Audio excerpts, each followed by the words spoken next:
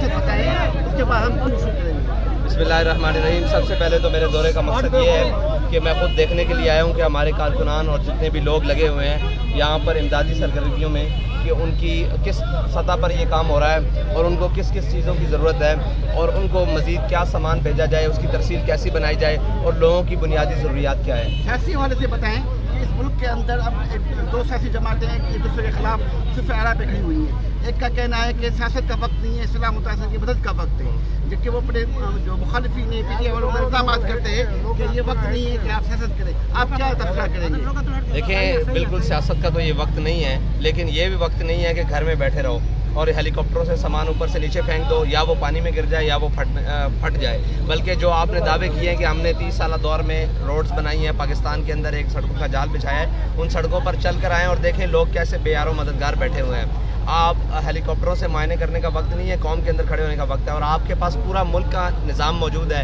इंतज़ामिया मौजूद है, वो कहाँ है? मैं तो कल तकरीबन वहाँ से चले हैं जैकबाबाद से, और वहाँ से होते हुए रात यहाँ दादू पहुँचे हैं, कंबर, शदाद कोट अंदर, और ये रास्ते में जो इलाके आए थे अंदरून रोड से सीता वगैरह, और ये इतने दूर से आए हैं। हमें तो वहाँ इंतज़ामिया नाम की कोई चीज़ नहीं मिली, ना उनको खुराक मिल रही है, ना उनको खाने के लिए कुछ मिल रहा है, और मच्छर ने यहाँ भरमार की हुई है, वबाई बीमारियाँ फूटी हुई हैं, ना उनके लिए कोई मेडिसन कैंप कुछ भी नहीं है मेडिकल के सूरत हाल के अलावा। तो यही है मसला कि मैं उनसे यही कहना चाहता हूँ कि जलसों का वक्त भी नहीं है और घर में बैठने का वक्त भी नहीं है और एक दूसरे पर तनकीद करने का वक्त नहीं है, बल्कि मैदान अमल में लेकर के लोगों के गम बांटने और उनको कम करने की कोशिश करने का वक्त है। आपकी जमात इस इलाके में क्या करने जा रही है? हमारे सबसे पहले हमारा 3 स्टेप्स में काम हो रहे थे। सबसे पहले था कि पानी से लोगों को निकालना, रेस्क्यू का काम। उसके बाद था लोगों को छत फराहम करना, टेंट्स वगैरह और खुराक का बंदोबस्त करना। अब ये 2 काम तो मुसलसल चल रहे हैं। अभी जो सबसे ज़्यादा डिमांड आ रही है वो आ रही है मेडिसिन की और जनाब डॉक्टर्स की।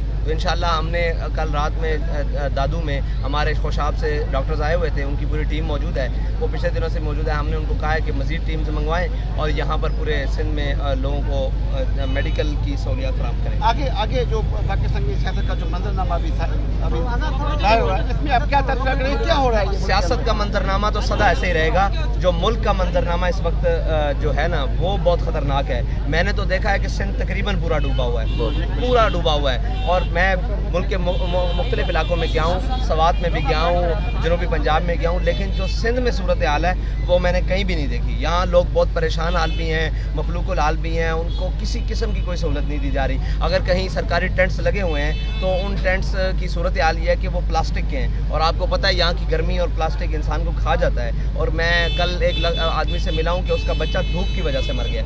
ऐसे बहुत से वाक़यात हो रहे हैं। ये बताएं कि आप इस सारी सूरत हाल को जज करके आ रहे हैं, ऑब्जर्वेशन आपके है कि सिला सराब में कितना डूबा हुआ है, तो आप क्या पैगाम देंगे ऐसी जमातों को, वो आकर क्या करें यहाँ पर? सबसे पहले पैगाम ये है कि वो सबसे पहले उतर के खुद लोगों को देखें कि उनकी मसाइल क्या है उनकी, और वो किस हद तक परेशान है। दूसरी बात यह है कि वो सारे काम छोड़कर ये देखें कि हमने इनकी दोबारा आबादकारी कैसे करनी है, हैबिलिटेशन दोबारा रिहेबिलिटेशन कैसे करनी है, इसके ऊपर बैठ के बैठे हैं। मुझे तो ये भी मालूम हुआ है कि इस शहर को, ये जो शहर है जहाँ से सीएम मुंतखब है, इसको डबोने की कोशिश की गई और अपनी ज़मीनें बचाने के लिए। तो उनसे हम क्या तवक्कुआत रख सकते हैं कि वो कौम को बचाएंगे?